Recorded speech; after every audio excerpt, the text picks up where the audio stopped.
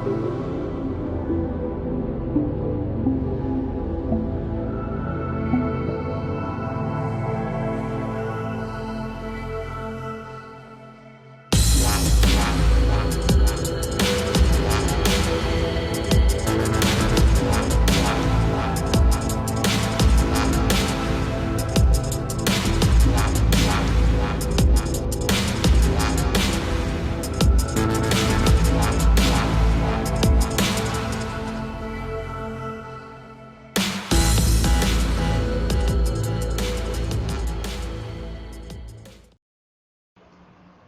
बंधु मैंने मुझे स्वागत करछि मोर चैनल रे।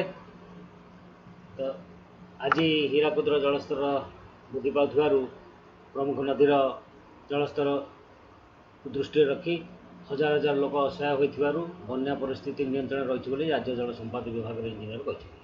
शुक्रवार जल संपद विभाग कहवा अनुसार रसुलपुर और तरमपुर दुईटी छोट भंग व्यतीत अन्य कौन अघटन खबर आसी ना।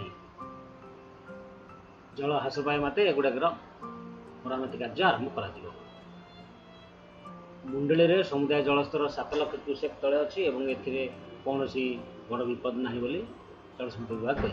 आज अपराह्न केन्द्रापड़ा अंचल बन्या परिस्थिति सृष्टि होगा संभावना रही।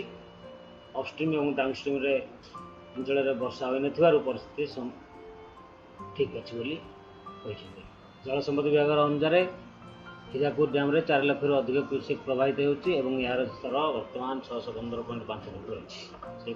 से डैम जलस्तर द्रुत गति वृद्धि पाउथिबारु आम अपराह्न सुधा हीराकुद डैम अधिक फाटक खोलने को चिंता करूँ। से आहरी आम हीराकुद अधिक फाटक खोल नी कारण पूर्व डाउनस्ट्रीम अंचल जल था। बर्तमान हीराकुद डैम 5 फाटक अतिरिक्त जल